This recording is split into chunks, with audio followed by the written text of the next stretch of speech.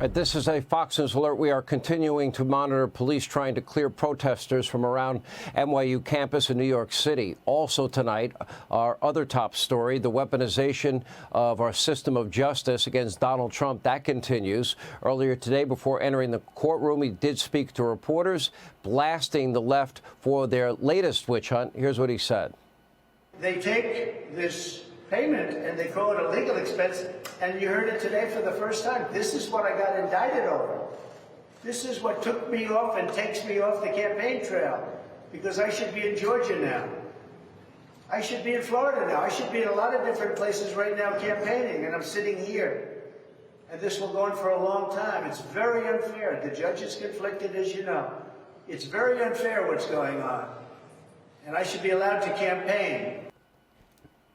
Now, following his remarks, this ridiculous Alvin Bragg trial began with opening statements before adjourning for the day early due to Passover. But by the way, the guy that did opening arguments for the DA, happened to come from Joe Biden's Justice Department. He just happened to move over because he was obsessed with the case.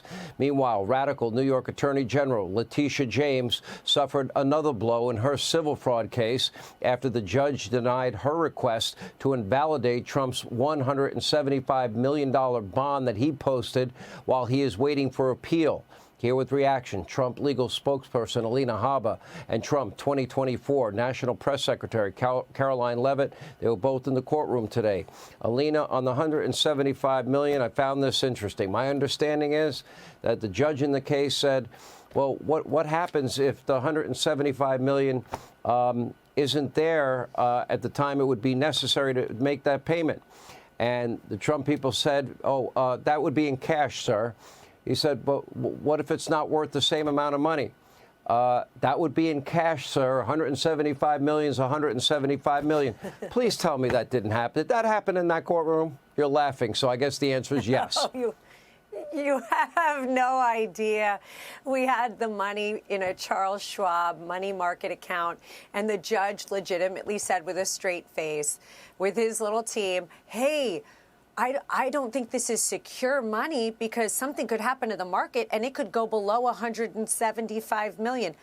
To tell you how hard it was for me to keep my face straight in that moment, Sean, you can't make it up. This case should have been in the commercial division. It had no business being in the civil division in front of a judge that today was trying to invalidate any bond and doesn't understand that cash is green. And when cash is held by Charles Schwab, they can't go trade it. They can't move it around. It's not the stock market. But he didn't understand basics. It was one of those aha moments that I truly didn't feel I could have after 11 weeks in front of this judge. But it just can't stop. He can't stop surprising me. All right. By the way, it was a fairness, disgrace, to be honest. And then after that, I went to the criminal hearing, which is another disgrace. Okay, and let's be fair. This is the same guy that thinks Mar-a-Lago, $1 billion Palm Beach property, $100 million Palm Beach property is worth $18 million, and the whole case is about, quote, valuations that had a disclaimer said, don't go by our valuations. All right, Karoline, you were in the courtroom today, too. Your observations.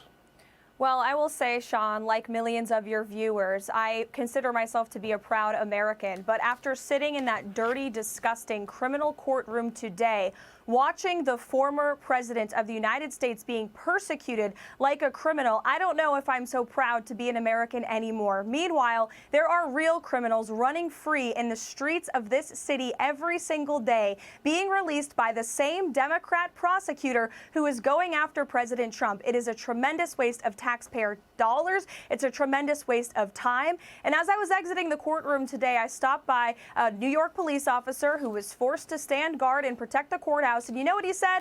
He said, I am so sorry you guys have to be here. And I looked at him and I said, I am sorry you have to be here, because there is no crime that brought this case to this courtroom. It would have been laughed out of any other courtroom in America, if not being brought by far left District Attorney Alvin Bragg, overseen by a Democrat judge who donated money to Joe Biden's campaign. And let's not forget why this case is being led. It's because we have a Democrat president in the White House, in Joe Biden, who is concocting all of these Biden trials behind the scenes in an attempt to interfere in this election and weaken his political opposition. This is what we see in banana republics, third world countries, not the United States of America. But unfortunately for the Democrats, Sean, it is backfiring on them because President Trump is tough and he's tenacious and he continues to increase his support in the polls.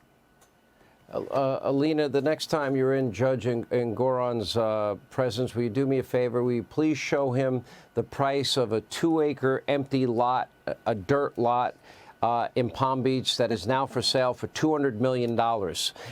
And maybe that'll give him some perspective about what the true value of Mar-a-Lago is. But anyway, thank you both. We appreciate it. Alina, thank you. Karoline, thank you. Hey, Sean Hannity here. Hey, click here to subscribe to Fox News YouTube page and catch our hottest interviews and most compelling analysis. You will not get it anywhere else.